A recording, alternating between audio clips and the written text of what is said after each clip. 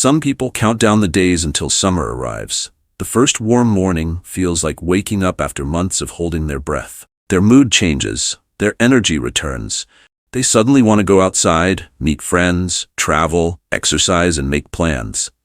To everyone else, it might seem like they simply enjoy good weather. But psychology suggests something much deeper is happening. A preference for summer isn't only about sunshine. For many people, it's closely connected to the way their brain associates safety, freedom, memory, and emotional energy. And those associations often begin much earlier than we realize. Our brains are constantly creating emotional maps. Every important experience leaves behind invisible connections between places, sensations, emotions, and memories. Over time, those connections become shortcuts. A certain smell reminds you of childhood. A familiar song instantly changes your mood. A warm afternoon can make someone feel hopeful before they even know why. Summer often becomes one of the strongest emotional anchors in that map. For many people, childhood summers represented something completely different from the rest of the year. School disappeared, schedules became flexible, families traveled, friends spent entire afternoons together. There was less pressure to perform and more permission to simply exist.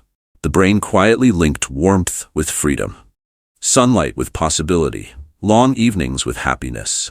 Years later, adulthood arrives. Responsibilities replace vacations. Deadlines replace adventures.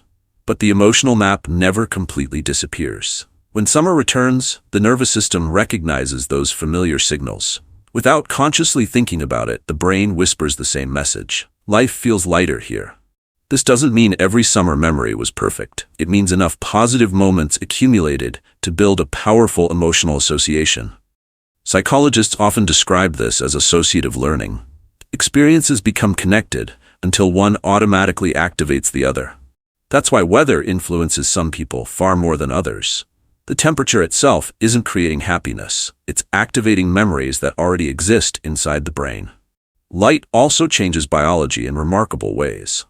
Natural sunlight influences serotonin, one of the neurotransmitters involved in emotional stability and overall well-being.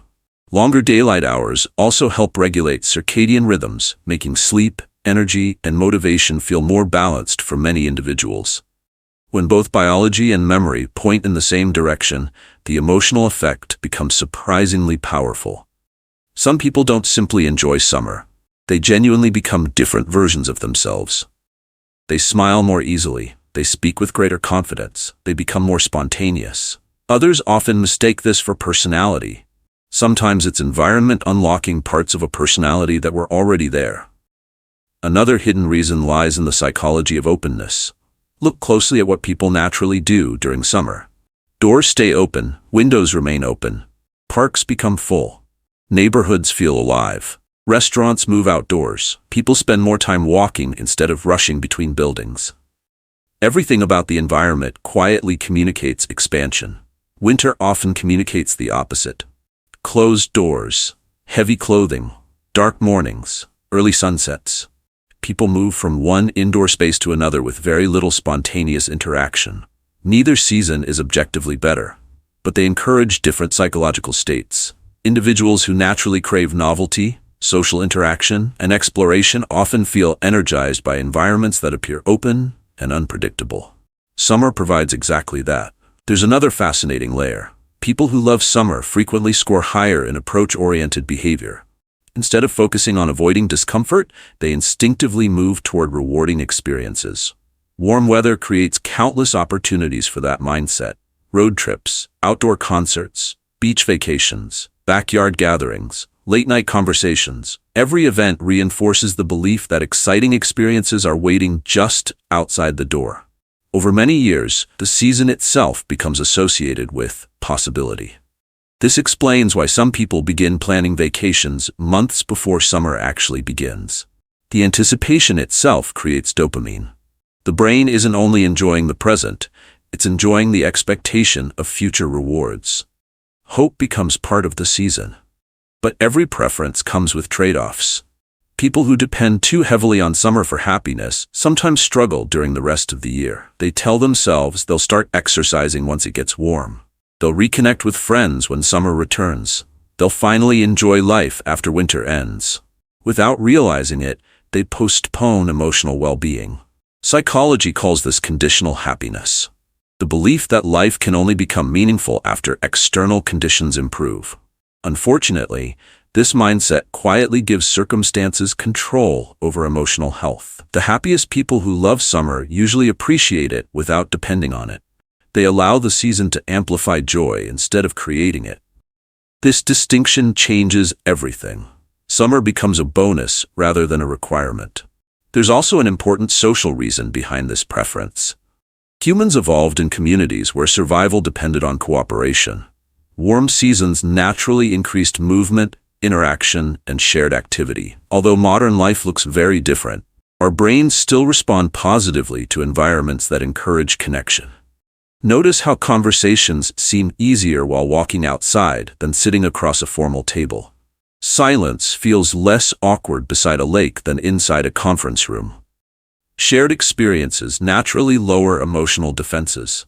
That's why some of life's most memorable conversations happen during long summer evenings instead of carefully planned meetings. Nature quietly does part of the emotional work for us. Even colors matter. Blue skies, green trees, bright sunlight. These visual environments reduce mental fatigue for many people. After spending hours surrounded by concrete, screens, and artificial lighting, natural landscapes allow attention to recover. The result isn't only relaxation, it's mental clarity. Problems that seemed overwhelming indoors often feel manageable after an hour outside. Not because the problems disappeared, because the brain finally had room to breathe. Perhaps the deepest reason some people love summer has nothing to do with weather at all. It has to do with identity. Every person carries an internal story about who they are. Some chapters of that story happen during particular seasons. First love, family vacations, college freedom, childhood adventures, moments of confidence, moments of becoming yourself. If enough of those experiences happen beneath warm skies, summer slowly becomes part of personal identity. It doesn't simply remind someone of good memories. It reminds them of who they believe they truly are.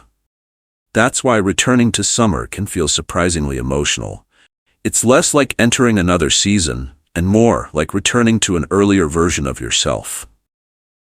Understanding this changes the way we think about seasonal preferences. Loving summer doesn't make someone shallow. It doesn't mean they dislike challenge.